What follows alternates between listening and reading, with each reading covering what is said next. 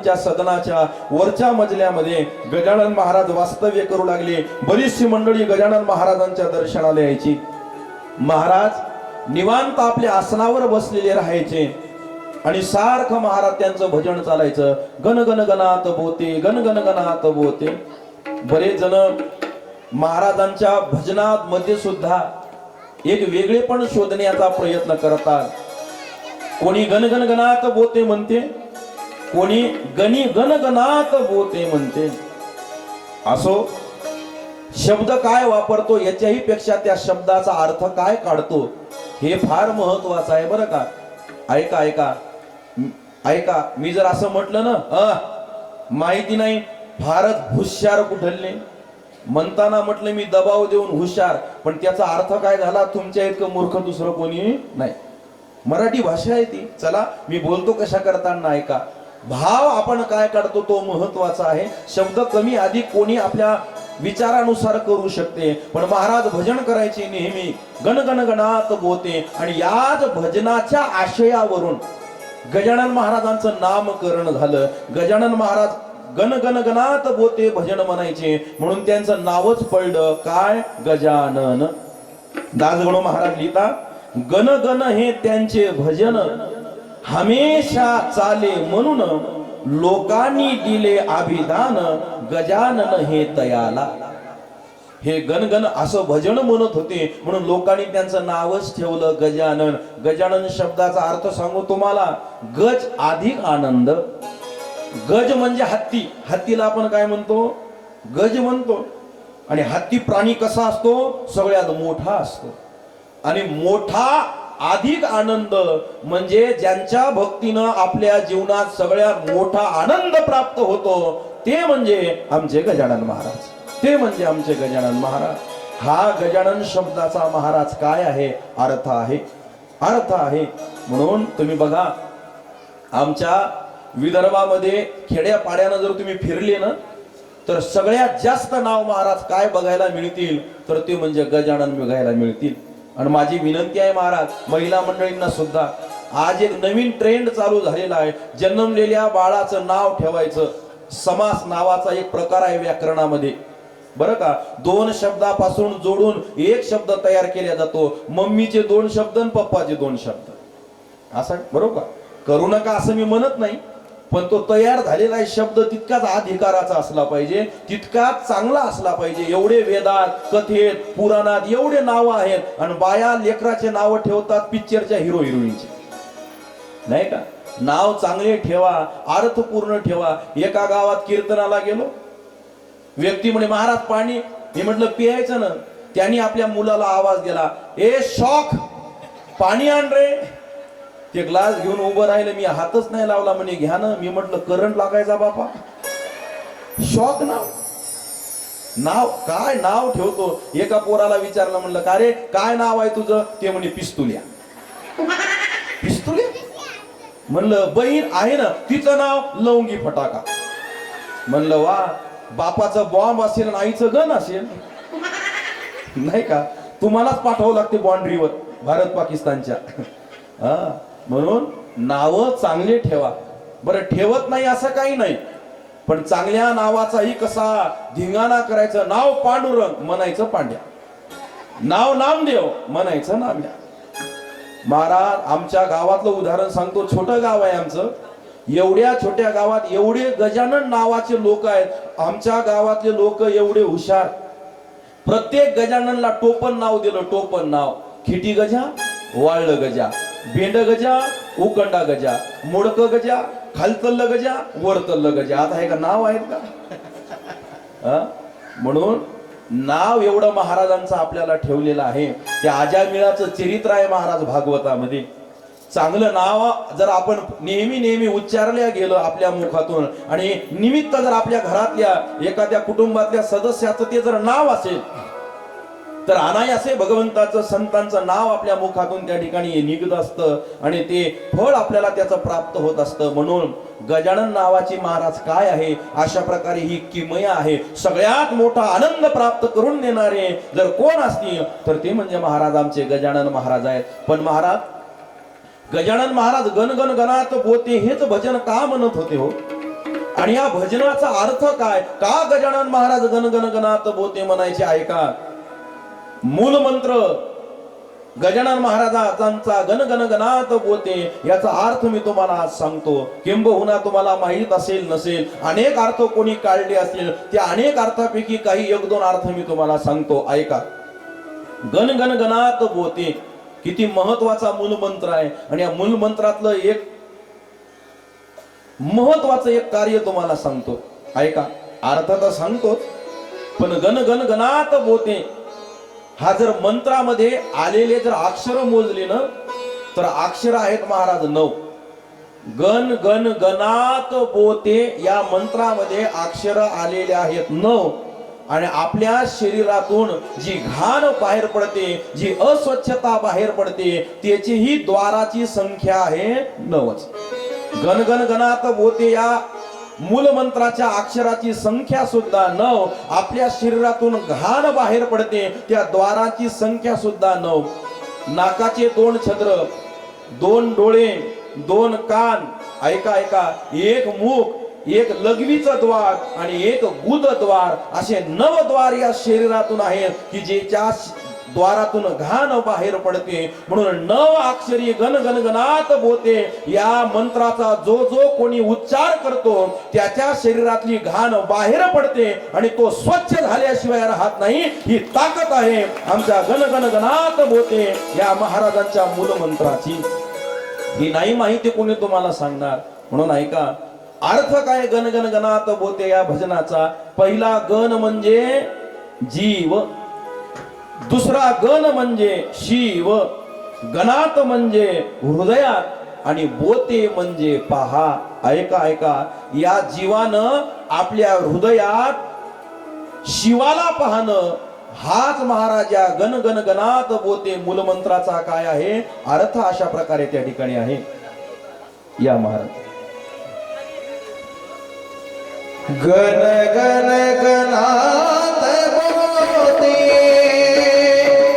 गण गण गणात बोते, हे भजन प्रिय सद्गुरुते, हे भजन प्रिय सद्गुरुते, या श्रेष्ठ गजानन गुरुते, तुम्ही आठवीत राहयाते, तुम्ही आठवीत राहयाते. गण गण गणात बोते, गण गण गणात बोते, गण गण गणात बोते.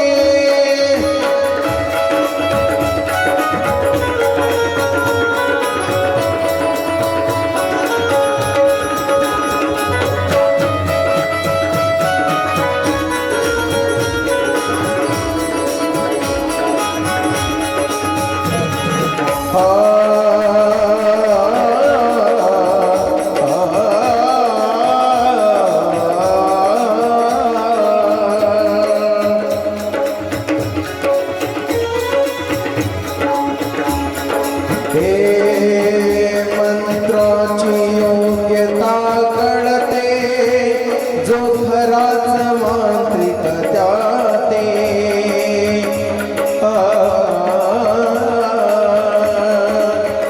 हे संजीवनी आहे नुसते, जो खराच मांत्रिक त्याते. हे हा खचित अनुग्रह श्री गजानने तुम्हाला, हा खचित अनुग्रह केला श्री गजानने तुम्हाला. ही दंत कथा नालवही,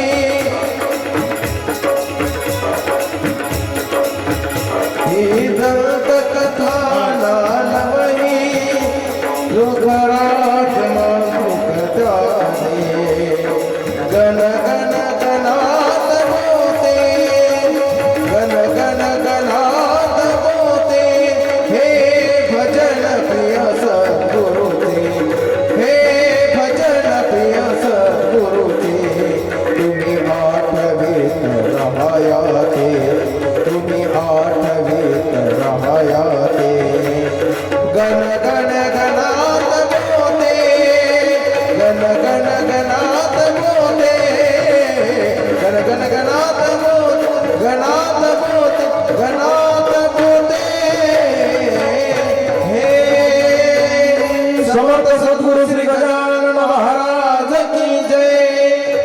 गया त्रिदिवसीय पारायण द्वाड गाय शांत केली होती.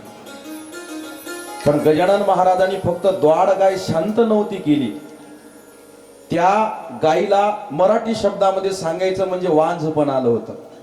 आणि आता ती कधीच दूध सुद्धा देणार नव्हती. द्वाडपण शांतता तर गजानन महाराजांनी त्या गायीची केलीच. पण आज सुद्धा असं म्हटलं जातं, त्या गायीचा कुळ शेगाव मध्ये आज सुद्धा त्या ठिकाणी सुरू आहे. ही प्रचिती गजानन महाराजांची त्या गायीवर झाली. आणि गोमातेची सेवा सुद्धा आमच्या गजानन महाराजांनी अशा प्रकारे केली. आणि तेच कार्य या ठिकाणी आमचे दादा महाराज त्या ठिकाणी करतायत. गोसेवा किती महत्वाची आहे हे महाराज वेगळ्या शब्दामध्ये त्या ठिकाणी सांगण्याची गरज नाही. ज्या वेळेस बाळंतपण होतं, आजकाल जरा सीझरचं प्रमाण वाढलेलं आहे, आणि त्या अवस्थेमध्ये 8 दिवस 10 दिवस ती आई आपल्या बाळाला दूध सुद्धा पाजू शकत नाही. त्यावेळेस त्या जन्मत्या बाळाला आपल्या आईचं दूध मिळत नाही, म्हणून त्या बाळाच्या मुखामध्ये जे दूध टाकलं जातं ते कोणाचं असतं? आमच्या गोमातेचं असतं. म्हणून इतर प्राण्याची तुमची आमची विष्ठा सुद्धा अस्वीकार्य आहे, ज्याला आपण घाण समजतो. पण गोमातेच्या विष्ठेचीही किती ताकद आहे हेही तुम्हाला त्या ठिकाणी माहीतच आहे. आणि ते पवित्र असल्यासारखं महाराज त्या ठिकाणी तो प्रसाद मानला जातो. आणि अशा प्रकारे गोमातेच्या शेणापासून इतर बरेचशा वस्तूची निर्मिती महाराज त्या ठिकाणी करतायत. पण महत्वाचा संदेश जो मी आता ऐकला, जराशी आकड्यामध्ये तफावत झाली, 4000 5000 असा आकडा सांगण्यात आला. पण महाराजांच्या माध्यमातून ज्या गीर गायी आहेत त्या गीर गायीच्या शेणापासून जवळजवळ 15000 गणपतीच्या मूर्त्या बनवल्या जाणार आहेत आणि त्या मोफत वाटल्या जाणार आहेत. एवढं मोठं कार्य. एक तर गोसेवा होईल, आपल्यालाही निसर्गाशी निगडीत असलेली गणपती बाप्पाची मूर्ती मिळेल की ज्या मूर्तीच्या विसर्जनाने निसर्गाचा सुद्धा घात होणार नाही. म्हणजे सगळ्या गोष्टी अशा प्रकारे त्या ठिकाणी वापरल्या जातील. म्हणून महाराजांच्या कार्याला दंडवत आहे. आणि या कार्यामध्ये आपल्याही माध्यमातून ज्यांना ज्यांना सहकार्य करता येईल ते सहकार्य मोलाचं आपणही त्या ठिकाणी अशा प्रकारे त्या ठिकाणी करावं, ही सगळ्या मंडळींना अशा प्रकारे त्या ठिकाणी विनंती करतो. पुनश्च एकदा महाराजांच्या चरणी विनम्र माथा ठेवतो आणि पुढील कथा अशा प्रकारे सांगायला प्रारंभ करतो. चला, म्हणून विशेष कृपेने गण गण गणात बोते या भजनाचा अर्थ मी तुम्हाला त्या ठिकाणी सांगण्याचा प्रयत्न करत होतो. पहिला गण म्हणजे जीव, दुसरा गण म्हणजे शिव, गणात म्हणजे हृदयात आणि बोते म्हणजे पहा. जीवानं हृदयात शिवाला पाहणे म्हणजे गण गण गणात बोते. आणि या भजनाचा एक गीतेतल्या श्लोकाचा आधार घेऊन तुम्हाला सार सांगतो. तो श्लोक आहे, ममैव वांश जीव लोके जीवभूत सनातन. या पृथ्वीवरचा प्रत्येक जीव माझाच अंश आहे हा सांगणारा हा श्लोक आहे. आणि याच श्लोकाचा अर्थ म्हणजे गणगण गणात बोते या भजनामध्ये दडलेला आहे. प्रत्येक जीवाच्या हृदया म्हणजे किंवा प्रत्येक जीव म्हणजे कोणाचा अंश आहे? शिवाचाच अंश आहे, भगवंताचाच अंश आहे. तुम्ही म्हणजे तुम्ही नाही, मी म्हणजे मी नाही. आणि खरं सांगू का, आज सगळे जण जर कशाच्या मागे लागले असतील तर ते म्हणजे मीच्या मागे लागले. मी होतो म्हणून झालं, माझ्यामुळे झालं, आणि मी नसतो तर झालं नसतं. पण एक सांगू तुम्हाला, जगाच्या पाठीवर जर काही नसेल तर ते म्हणजे मी, आणि जे नाही त्याच्याच मागे लागलो आपण. तुम्ही म्हणसाल महाराज मी नाही कसं काय म्हणतात? मग तुम्ही आम्ही कोण आहोत? आम्ही नाहीच. तुम्ही आम्ही आम्ही नाहीच कसं काय म्हणता? प्रयोगाने सिद्ध करून दाखवतो. सगळेजण आपला उजवा हात वरी करा, करा, लावा डोक्याला, लावा गालाला, आणि आता मीला लावा. कोणीतरी एवढ्या लोकात मीला हात लावून दाखवा एकदा. हा, इथं जर हात लावसाल तर ही मी नाही, ही छाती आहे. ही काय आहे? ही छाती आहे. आहे का मी? जगाच्या पाठीवर मी नाही, आणि आपण सगळे कशाच्या मागे लागलो? मीच्या मागे लागलो. आणि हाच मतीत अर्थ या गण गण गणात बोते मध्ये आहे की कोणी तुम्ही आम्ही नाही. माऊलीच्या वाटेनं चालत असताना आळंदी पंढरपूर, तिथं कोणीच महाराज जय महाराज नसतं, तिथं कोणीच दादा महाराज नसतं, तिथं कोणीच अशा प्रकारे माळी महाराज नसतं. तिथं रस्त्याने चालणाऱ्या सगळ्यांना महाराज एक उपाधी प्राप्त होते आणि ते नाव म्हणजे काय? माऊली. रस्त्यानं चालणारे सगळेच माऊली. म्हणून गणगण गणात बोते या भजनाचा अर्थच आहे महाराज काय, तर या आपल्या जीवानं हृदयामध्ये शिवाला पाहणं. तो का म्हणे चित्त करारे निर्मळ येऊन गोपाळ राहे तेथे, हृदय बंदी खाना केला आत विठ्ठल कोंडीला. कित्येक प्रमाण मी तुम्हाला देऊ शकतो या गणगण गणात बोतेचं भजन सिद्ध करण्यासाठी, त्याचा अर्थ सिद्ध करण्यासाठी. मग हृदयामध्ये भगवंताला स्थान द्या, हाच महाराज या मूलमंत्राचा अर्थ आहे. तुम्ही म्हणसाल येतात का भगवंत हृदयामध्ये? येतात, येतात. प्रभू रामचंद्र जेव्हा वनवासाला गेले माता माऊल्यांनो, तीनच प्रश्न विचारले, तिघालाच विचारलं. कोणालाही काही विचारू नसतं. तंबाखू खाणाऱ्याला काही विचारलं तर ते तंबाखूला चुना कसा लावायचा हेच सांगेल तुम्हाला. मग कोणालाही काही विचारायचं नाही. प्रभू रामचंद्रांनी 14 वर्षाच्या कालावधीमध्ये तीनच प्रश्न विचारले आणि तिघालाच विचारले. ऐका ऐका महाराज, मी बोलतो कशा करताना. पहिला प्रश्न विचारला, ऐका, भरद्वाज मुनींना जाण्याचा रस्ता सांगा. भरद्वाज मुनींनाच रस्ता का विचारला? कारण भरद्वाज मुनींचं वास्तव्य आहे अशा ठिकाणी जिथे 3 नद्यांचा महाराज संगम आहे. प्रयाग क्षेत्री गंगा यमुना सरस्वती, 3 नद्यांचा संगम. गंगा यमुना सरस्वती म्हणजे काय? भक्ती ज्ञान वैराग्य. ज्याचा हातखंड आहे भक्ती ज्ञान वैराग्यामध्ये, त्याला मार्ग विचारला पाहिजे. तो मार्ग सांगेल एकतर भक्तीचा, एकतर ज्ञानाचा, नाहीतर वैराग्याचा. म्हणून मार्ग विचारला भरद्वाज मुनींना. दुसरा प्रश्न विचारला अगस्ती ऋषींना. कोणता? राक्षस मारण्याचा मंत्र सांगा. कारण आतापी वितापीन विलवल 3 राक्षसांना मंत्र टाकून मारण्याचं काम कोण केलं? अगस्ती महाराजांनी केलं. म्हणून त्यांना प्रश्न विचारला. आणि आता मला हा महत्वाचा तिसरा प्रश्न तुम्हाला सांगायचा आहे. कोणता? वाल्मिक ऋषींना विचारला, मला 14 वर्ष राहायचं या वनवासामध्ये, मी कुठं राहू? वाल्मिक ऋषी म्हणले, प्रभूजी तुम्ही कुठं नाही, सर्वा घटी राम देहा दे एक, सूर्य प्रकाशक सहस्त्र रश्मी. तुम्ही मातीच्या कणाकणामध्ये आहात, पण तरी सुद्धा देवाला राहण्यासाठी वाल्मिक ऋषींनी ठिकाणं सांगितले. आणि त्याच श्लोकाचं रूपांतर आमच्या गोस्वामी तुळशीदासजीनं केलं. ऐका, देव कुठं राहतो? गोस्वामी तुळशीदासजी लिहितात, काम क्रोध मद मान ना मोहा, लोभ ना क्षोभ ना राग ना दोहा, जिनके कपट दम्म नहीं माया, उनके हृदय बसो रघुराया. ज्याच्या अंतकरणात काम नाही, ज्याच्या अंतकरणात लोभ नाही, आशांच्या अंतकरणामध्ये, ज्याच्या अंतकरणातले षडविकार दूर झालेले आहे, स्वच्छ झालेला आहे, देवा तू त्यांच्या अंतकरणामध्ये जाऊन राहा. आणि हेच गणगण गणात बोते या मंत्राच्या माध्यमातून गजानन महाराजांना सांगायचं आहे. गण म्हणजे जीव, दुसरा गण म्हणजे शिव, गणात म्हणजे हृदयात, आणि बोते म्हणजे पहा. म्हणून जीवानं आपल्या हृदयात शिवाला पाहणं, हाच महाराज गणगण गणात बोते या भजनाचा अर्थ आहे. सर्वभूती पाहे एक वासुदेव, सर्वभूती पाहे एक वासुदेव, सर्वभूती पाहे एक वासुदेव, सर्वभूती पाहे एक वासुदेव. जय हो.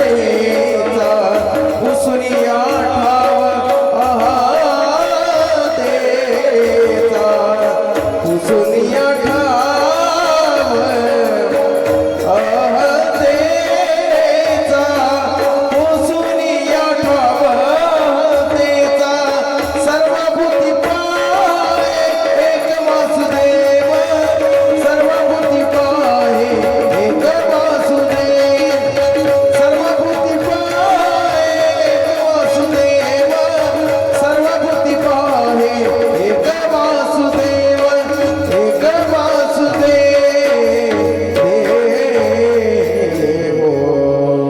समर्थ सद्गुरु श्री गजानन महाराज की जय। वा ऐका, सर्वाभूती पाहे आणि अशी दृष्टी जर आपल्याला प्राप्त झाली नाही तर काही फायदा होणार नाही बरं का। आपण वर वर वर वरच गणगणगणात बोते म्हणतो, पण अंतःकरणामध्ये काही प्रभाव त्याचा होऊ देत नाही। माता माऊल्यांनो ऐका, ती दृष्टी आपल्याला प्राप्त झाली पाहिजे सगळ्यांमध्ये भगवंत पाहण्याची। पण का नाही होत याचं कारण आहे, तुकाराम महाराजांचे एक प्रमाण आहे बघा। तुका म्हणे कैसे आंधळे हे जन गेले खऱ्या देवा विसरून। आपण महाराज विसरून गेलो का? कारण तुम्ही आम्ही आंधळे झालो। तुम्ही म्हणसाल महाराज आम्ही कुठे आंधळे झालो, आम्हाला तर नजर आहे, आम्हाला तर दृष्टी आहे, पण जे पाहायचं ते व्यवस्थित आपण पाहत नाही। एका गावामध्ये एक व्यक्ती राहत होता, त्या व्यक्तीला एक दोष होता महाराज।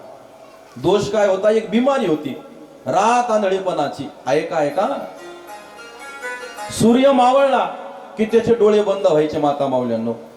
पण त्यानं ते कोणाला कळू दिलं नाही। जुना काळ होता, मुबलक मुली होत्या, पाहुण्यानं मध्यस्थी केली, त्याचा विवाह झाला। पहिल्यांदा सासरी आलेली मुलगी परतीला माहेरी गेली आणि माहेरी गेलेली आपल्या पत्नीला त्या व्यक्तीला आणायला जायचं होतं सासरवाडीला, आणि तेही मुक्कामी जायचं होतं। डोक्याला हात लावून बसलं, त्याचा मित्र आला, म्हणे का रे लग्न होत नव्हतं तेव्हाही काळजी, लग्न झालं तरीही काळजी? म्हणे मित्रा माफी मागतो, लहानपणीचा तू माझा मित्र आहे, पण माझा एक दोष मी तुझ्यापासून लपवून ठेवला। कोणता? मला रात आंधळेपणाची बिमारी आहे। सूर्य मावळला की मला या डोळ्यांनी बरोबर काही दिसत नाही, मग आता मला मुक्कामी सासरवाडीला जायचं आहे। रात्री माझा दोष त्यांच्या लक्षात येईल, बिमारी लक्षात येईल, ते म्हणतील या पाहुण्यानं आम्हाला फसवलं, आमच्या मुलीचं आयुष्य खराब केलं, हे आंधळ निघलं, मला रागवतील, शिव्या देतील, मारतील, माझी पत्नी माझ्यासोबत पाठवणार नाही, आता मी काय करू? आता तोही मित्रच होता, तो म्हटला काही काळजी करू नको, मी आहे ना, मी येतो तुझ्या सोबत सासरवाडीला, फक्त मी म्हणतो तसं वाग, ऐक। म्हणे काही हरकत नाही, काही हरकत नाही। महाराज सकाळी पहिल्या गाडीनं सासरवाडीला गेले। आता जावाई तोही नवीन, आणि पहिल्यांदा सासरवाडीला आल्यावर काय थाटमाट पाहावा लागतो, चार चार मेवणे, दाजी चला आमचं शेत दाखवतो, हे माळाकडचं, हे मळ्याकडचं, हे रस्त्याकडचं, हे कॅनलकडचं। अरे बापा एवढे कसे शेत आहेत तुमचे, चला लवकर घरी। याला सूर्य मावळायच्या अगोदर घरी जाऊन जेवून झोपायचं होतं।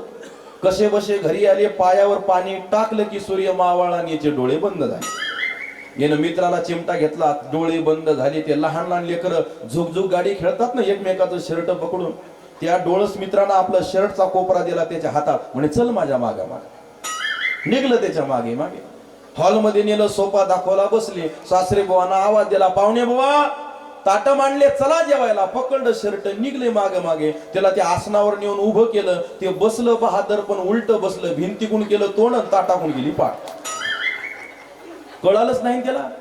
सासरे बुवा म्हणतात कालच 1100 रुपयाचं वडगण लावलं लग्न, आणि जावाई काय रुसला काय? हो पाहुणे बुवा काय झालं? म्हणे काय झालं, उलट तोंड करून का बसली? मग येणं भीतीला हात लावला। अरे बाप हो, पण जावाई हुशार असतात, म्हणे मामा खिशातले पैसे मोजू लागलो, हायवेनं उडतील म्हणून भिंतीकडे तोंड केलं म्हणे। महाराज त्यानं तोंड बदल फिरवलं, मित्रांना हात पकडला, बासुंदी, आलूची भाजी, पोळी, पुरी असं दाखवलं, आणि म्हणे कर जेवण चालू।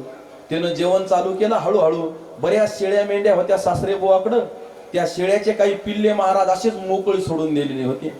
एक पिल्लू आलं उड्या मारत मारत, आणि जावाई बुवाच्या ताटातलं पुरीच घेऊन पळून गेलं। हो जावाई बुवा काय? अहो त्या पिल्ल्यानं पुरी नेली तुमच्या ताटातली, म्हणे नेऊ द्या, ते पिल्लू तुमचंच आहे, त्याला काय नाही म्हणावं म्हणे। पण त्याला वाटलं एकदा आलेलं पिल्लू पुन्हा आल्याशिवाय राहणार नाही। कसं ओळखाव? त्या पिल्ल्याच्या गळ्यात एक घुंगरू होतं महाराज छोटं, ते म्हणे आता घुंगराचा आवाज आला की समजायचं पिल्लू जवळ आलं। तेवढ्यात त्याची साडीन कढी वाढायला कढीचं भोगून घेऊन आली। तुम्हाला अगोदरच कळालं, महाराज तिच्या पायात चैनीला होते घुंगर. त्या घुंगराचा आवाज आला की त्याला वाटलं पिल्लू आलं की काय. त्यानं असा हात फिरवला की चापट लागली गालावर. महाराज पडली ती खाली. कढी एकीकडं साली एकीकडं. दाजी का मारलं? अहो माश्या आल्या होत्या म्हणे ताटावर. त्या मारू लागलो, उठवू लागलो, हात फिरवला, हिनं मुंडकं घातलं म्हणा. मी काय करू म्हणे. लागली चापट. महाराज कसं बस जेवण संपत आलं. तेवढ्या सासरे बोवा म्हटले अगं कालच आपल्या शेतातल्या ऊसाचा पाक काढून आणला. पाहुण्याला जेवताना वाढ म्हटलं. तू वाढलाच नाही. अगं बाई विसरूनच गेले. बरं आण, खाणे के बाद कुछ मीठा हो जाए. तेव्हा काय डेअरी मिल्क थोडी होत्या नाही का. महाराज त्याला वाटलं हेच खाता खाता नाकी न आलं. हे पाक कुठून खाऊ. त्यानं लावला हात आडवा लावला की एक थेंब त्याच्या हातावर पडला. काय चिकट पडलं म्हणून त्यानं चाटला. त्याला एवढा आवडला. पण एकदा नाही म्हणून पुन्हा द्या म्हणणं बरोबर वाटत नाही. त्याच्या मित्रानं 8 वाट्या खाल्ल्या. कसा खाल्ला त्याचं त्याला माहित. जेवण झालं. वसिरीला बाजा टाकल्या. दोघं महाराज त्या बाजावर झोपले. मित्र घारगूर झोपला. या आंधळ्याला झोपच येईना. एक चाटलेला थेंब त्या पाकाचा त्याला झोप येऊ दे ना. झोपला का म्हणे हो. पाक खाल्ला का म्हणे 8 वाट्या खाल्ला. तू तर खाल्ला नाही म्हणे. चल आता खाऊ म्हणे. वा रे वा मी पाहुणा तू आंधळा. काय पत्ता लागणार आहे कोणाला म्हणे. अरे कोणाला कशाला उठवायचं. आपण जाऊ किचन मध्ये पाक बघू आणि खाऊन पुन्हा येऊन झोपू. महाराज ते आंधळं काय त्याला झोपू देईना. रात्रीच्या 12 वाजता उठले आणि गेले किचन मध्ये. डब्बा उघड, बघून उघड. आणि मागून आंधळ सापडला का. अरे थांब जरासं. महाराज कसा बसा त्या एवढे डब्बे उघडून त्यांना पाक सापडला नाही. शेवटी त्याचं लक्ष गेलं वरी. म्हणे सासू हुशार आहे गड्या तुझी. त्या मुंग्या लागू नाही गोडाला म्हणून वर शिंक्याला मडकाय तिच्यातच पाक असल. काढ लवकर खाली. शिडी नाही, टेबल नाही, खुर्ची नाही. याला तर पाक खायचा होता. दरवाजा मागे येळूची काडी होती. म्हणे पाकच खायचा आहे तुला. असं बारीक छद्र पाडतो म्हणे. धार आली की ओंजळत लाव त्याच्या खाली. पी किती पियायचा ते. महाराज काडी घेतली आणि अशी 1-2 झटके मारले. त्याला काही छद्र पडेना. त्यानं जराशी जास्त ताकद लावली. छद्र नाही मडकच गेलं फुटून. जावाईची कटलोट. महाराज अभिषेकच झाला जावायाचा अभिषेक. खाय आता तुला खायचा होता ना पाक चाट म्हणे आता. ऐका महाराज मी बोलतो कशा करताना जरा कान उंच करून ऐकण्याचा प्रयत्न करा. ते म्हणे आता हे जर कळालं लोकांना मी चिकट झालो पाकानं लोक काय म्हणतील. असा कसा पाहुणा म्हणे. एक खोली पाहिली मी. त्या खोलीमध्ये कापूस पाहिला. त्या कापसात जाऊन लोळ म्हणे. सगळा अंगाचा चिकटपणा त्या कापसाला जाऊन लागला. महाराज हे गेलं रात्रीच्या 12 वाजता 2 घंटे ज्या कापसात लोळू लागलं. मोकळं पटांगण घालील लोटांगण. पण गंमत सांगतो तुम्हाला. ऐका. एवढं कापसात लोळलं. कापसात अंगाचा चिकटपणा कापसाला नाही लागला. सगळा कापूस त्याच्या अंगाला चिपकला. जुन्या बाया महाराज लवकर उठायच्या. त्याची सासू सकाळी 4 वाजता सडा टाकायला उठली आणि पांढरं भूत पाहिले की चक्करच येऊन पडली. भरत ऐका हे अजून लांब आहे. अजून बरच लांब आहे. पण मला एवढ्या लांब नाही सांगायचं. मला काय सांगायचं आहे. तू का म्हणे कैसे आंधळे हे जन. महाराज आपली एवढी दृष्टी असून सुद्धा या दृष्टीनं जे खऱ्या अर्थानं पाहायला पाहिजे आपण ते पाहत नाही. म्हणून तेच मूल मंत्रातून गजानन महाराजांनी सांगितलं. आणि तो मूल मंत्र म्हणजे कोणता. तो मूल मंत्र महाराज म्हणजे गण गण गणात बोते आहे. म्हणून ऐका आषाढी कुंभमेळ्याला जशी गर्दी जमायची ना तशी गर्दी महाराज भक्तांची गजानन महाराजांच्या दर्शनासाठी त्या बंकट लालजींच्या सदनामध्ये त्या ठिकाणी जमू लागली. जो ब्रह्मपदाला पोहोचला जात कोठून उरली त्याला. सूर्याची या प्रकाशाला अवघेच आहे सारखे. कुठून आले गजानन महाराज. कोणत्या कुळातून कोणत्या जातीतून काही घेणं देणं नाही. का महाराज तो व्यक्ती ब्रह्मपदाला अशा प्रकारे त्या ठिकाणी पोहोचला होता. आणि म्हणून ते सुद्धा कोण माझ्या दर्शनाला येतंय याचाही विचार करत नव्हते. गरीब श्रीमंत लहान मोठा काळा गोरा उच नीच काही नेनो भगवंता. तिष्ठे भाव भक्ती देखोनिया. हे चरित्र महाराज आमच्या गजानन महाराजांचं झालं. रोज सकाळी गजानन महाराजांना मंगल स्नान घालावं तसं काही दिनचर्या ठरलेली नव्हती. गजानन महाराजांची माता माऊल्यांनो. कधी हौदातलं पाणी प्यायचे, कधी घाण पाणी प्यायचे, कधी चांगलं पाणी प्यायचे, कधी कोणाच्याही घरात जायचे. जे आहे ते जेवायला मागून घ्यायचे, जेवण करायचे. कधी झोपूनच राहायचे, कधी बोलतच राहायचे, कधी भजनच करत राहायचे, कधी चालतच राहायचे. म्हणून त्यांच्या नावापुढे एक शब्द लागला आणि तो शब्द म्हणजे काय? आवलिया. आवलिया शब्द कधी लागतो माहित आहे का? ज्याच्या त्यांच्या दिनचर्येचा नियम नव्हता एक साचा, प्रकार वायूच्या गतीचा न ये ठरविता कोणाशी. ज्याचं जीवन नियमात नसतं. पण तुम्ही म्हणसाल जय महाराज पहिल्याच दिवशी आम्हाला सांगितलं तुम्ही की काय झालं पाहिजे, आपलं जीवन नियमात असलं पाहिजे. पण नियमात कुठपर्यंत? नियमात कुठपर्यंत? त्या पदाला प्राप्त होईपर्यंत. नाही का? आपल्याला वैजापूरच्या बस स्टँडवर जायचं. ऐका ऐका ऐका ऐका.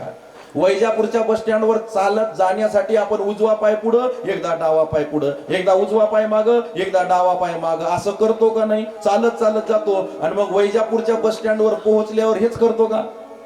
नाही. तिथं पोहोचल्यावर आपल्या पायाची गती जशी स्तब्ध होते, आपलं चालणं जसं थांबतं, तसं त्या ब्रह्मपदाला पोहोचल्यावर सुद्धा ज्या साधना सांगितलेल्या आहेत त्या साधना सुद्धा महाराज तिथे काय होतात? स्तब्ध होतात. म्हणून आवलिया स्थिती प्राप्त होते. कोणत्याही प्रकारचं नियम अशा प्रकारे गजानन महाराजांच्या जीवनामध्ये त्या ठिकाणी राहिले नव्हते. कोणत्या पदार्थाची त्यांना चवीचं घेणं देणं नव्हतं. तिच्यात मीठ आहे का याचं महाराज अशा प्रकारे त्यांना भान अशा प्रकारे राहिलं नव्हतं. म्हणून हे चरित्र आहे महाराज आमच्या गजानन महाराजांचं. म्हणून त्यांच्या नावापुढे एक शब्द लागला आणि तो शब्द म्हणजे महाराज आवलिया अशा प्रकारे शब्द आहे. म्हणून बघा हे चरित्र आहे. बंकटलालजींच्या सदनामध्ये वास्तव्य आहे. दूर दूरून महाराज भक्त मंडळी त्या ठिकाणी येऊ लागली गजानन महाराजांच्या दर्शनाला. सकाळची वेळ होती. सकाळी महिला मंडळ उठल्या होत्या. कोणी सडा समार्जन करत होतं, कोणी अंगणामध्ये रांगोळ्या काढत होतं. काही महाराज संत मंडळी जी सकाळी सकाळी वासुदेवासारखी गावामध्ये येत असते त्या महिला मंडळी त्यांना दान धर्म अशा प्रकारे त्या ठिकाणी करू लागल्या. आणि त्या सकाळच्या वेळेमध्ये काशीचा एक गोसावी, ऐका ऐका, शेगावला महाराज गजानन महाराजांच्या दर्शनाला आला. मी पहिल्या दिवशी एक शंका उत्पन्न केली होती. गजानन महाराज शेगावला प्रगट झाले साधारण महाराज 1878 साली. तो काळ काय मोबाईलचा नव्हता, तो काळ काय व्हॉट्सअप फेसबुकचा नव्हता. पण तरी सुद्धा गजानन महाराजांची कीर्ती ही काशीपर्यंत पोहोचली होती. याचं कारण काय? कारण काशीचा एक गोसावी गजानन महाराजांच्या दर्शनाला आला होता. याच्या दोन गोष्टी आपल्याला सांगता येतील. एक कारण सांगता येईल की गजानन महाराज शेगावला येण्याच्या अगोदर काशीला राहून आले असावे. हा एक त्याचा मथित अर्थ काढता येतो. आणि दुसरा अर्थ की कोणत्या ना कोणत्या माध्यमातून, कोणत्या ना कोणत्या व्यक्तीच्या माध्यमातून शेगाव पासून गजानन महाराजांची कीर्ती कुठपर्यंत गेली असावी? काशीपर्यंत अशा प्रकारे त्या ठिकाणी गेली असावी. काशीचा गोसावी महाराज त्या ठिकाणी आला. भगवे कपडे घातलेले आहे, झोळी लटकवलेली आहे, लंगोटी प्रदान केलेली आहे, मुर्गजळ खांद्यावर टाकलेला आहे आणि येऊन त्या बंकटलालजींच्या वरच्या सदनाच्या त्या हॉलमध्ये, त्या खोलीमध्ये एका कोपऱ्यामध्ये अशा प्रकारे बसलेला आहे. कशासाठी आला होता? तर नवस फेडायसाठी आला होता. काशीच्या त्या गोसाव्यांनी नवस केला महाराज. शेगावला गजानन महाराज प्रगट होऊन किती दिवस झाले? साधारण 3 महिने झाले होते. 3च महिन्याचा कालावधी झाला होता. आणि 3 महिन्याच्या कालावधीमध्ये गजानन महाराजांची कीर्ती महाराज जाऊन पोहोचली होती. कुठपर्यंत? काशीपर्यंत जाऊन पोहोचली होती. कीर्ती मुख त्यांचे नारायण. खऱ्या मोठ्या लोकांचा प्रचार करण्याची गरज नाही. आणि ऐका, जे खरे मोठे लोक असतात ना, ते स्वतःचा मोठेपणा करत सुद्धा नाही. आणि जे म्हणतात स्वतःच्या तोंडाने मी मोठा आहे, असं समजा त्यांच्यापेक्षा लहान दुसरं कोणी नाही. भगवंतच आहेत. या सज्जनाचं, या महात्म्याचं, या संतांची कीर्ती दूरवर पर्यंत नेऊन पोहोचवण्याचं कार्य कोण करतात? तर भगवंतच करतात. काशीच्या ब्राह्मणाच्या स्वप्नामध्ये एकदा देव गेले आणि त्या ब्राह्मणाला जाऊन म्हणू लागले, तुला जर माझं सगुण रूपातलं दर्शन पाहिजे असेल तर कुठं यावं लागेल? पैठणला यावं लागेल. का? कारण पैठणला नाथ महाराजांकडे मी पाणी भरण्याचं काम करतोय. काशीचा ब्राह्मण आला महाराज पैठणला. आमचे नाथ महाराज पूजा विधी करू लागले. पूजा विधी आटपली. त्यांना निरोप मिळाला की काशीचे ब्राह्मण आलेले आहेत. मग नाथ महाराज बाहेर आले. त्यांना नमस्कार केला. येण्याचं कारण विचारलं. काशीच्या ब्राह्मणाने सांगितलं, रात्री माझ्या स्वप्नात देव आले होते. हे वाक्य ऐकलं आणि नाथ बाबांचे डोळे डबडबले. एवढी साधना करतोय हो, अजून मला भगवंताचं दर्शन झालं नाही. माझी इच्छा आहे की भगवंताचं सगुण रूपात मला दर्शन झालं पाहिजे. तुम्ही फार भाग्यवान, कमीत कमी स्वप्नात का होईना तुम्हाला भगवंताचं दर्शन झालं. तुमचं दर्शन मला घेऊ द्या, असं समजेल की मलाही भगवंताचं दर्शन होई झालं. महाराज त्या ब्राह्मणाचं दर्शन घ्यायला नाथ बाबा वाकू लागले. त्या ब्राह्मणाने पकडलं आणि बोलू लागले, नाथ महाराज स्वप्नात देव आले. तर तुम्ही म्हणता माझं दर्शन घेतलं तर देवाचं दर्शन होते. मग ज्याच्याकडे वर्षानुवर्ष देव पाणी भरण्याचं काम करतो त्याचं काय केलं पाहिजे? नाथ बाबा म्हणले त्याच्या पुढे तर लोटांगणच घातलं पाहिजे. मग त्या काशीच्या ब्राह्मणाने आमच्या पैठण क्षेत्री वास्तव्य करणाऱ्या नाथ बाबांच्या पुढं लोटांगण घातलं. ही कीर्ती काशीपर्यंत पोहोचवण्याचं कार्य आमच्या भगवंतांनी केलं. म्हणून ऐका, तसं गजानन महाराजांची कीर्ती सुद्धा देशोदेशी पोहोचवण्याचं कार्य जर कोण केलं असेल तर ते आमच्या भगवंतांनीच अशा प्रकारे केलं असेल. हिच्या तीळ मात्रही महाराज शंका नाही. आला तो काशीचा गोसावी आणि त्याची महाराज इच्छा होती नवस फेडण्याची आणि त्यानं नवस